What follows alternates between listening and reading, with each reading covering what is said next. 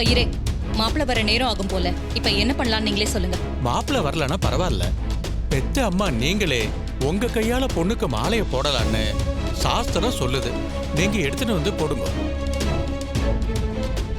சரிங்க.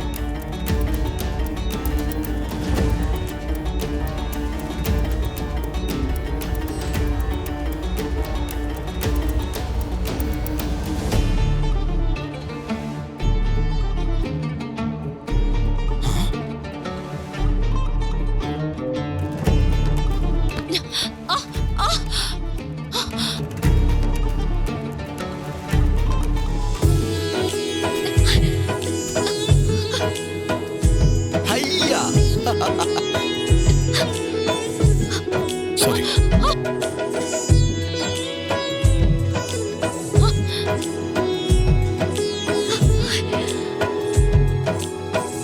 என்ன நடக்குதுங்க? நம்ம வீட்டுக்குள்ள இவர் எதுக்கு இவ்ளோ வேகமா போறாரு? சார் வரட்டும், அவரே கேட்போம்.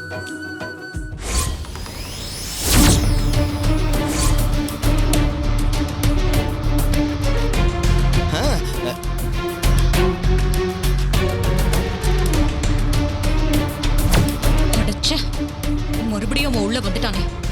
இந்த மாலை அவன் கையில பட்டு போய் என் பொண்ணு கழுத்துல விழுந்திருக்கேன். ஒரு பூஜையை கூட நிம்மதியா செய்ய விட மாட்டேங்கிறான். இப்ப என்ன சொல்றீங்க மேடம்? யாரோ சொன்னாங்க எங்க சாருக்கு இங்க நடக்கிற எதுவுமே தெரியாதுன்னு. அப்படி இருந்தும் எப்படி சரியா உன் சார் இங்க வந்து உனக்கு மாலை போட்டாரு?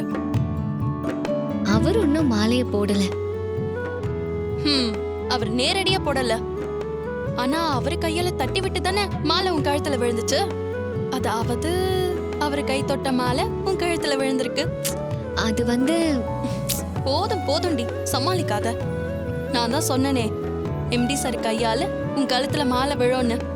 இது விதி ரேவதி, இதை யாராலையும் மாத்த முடியாது.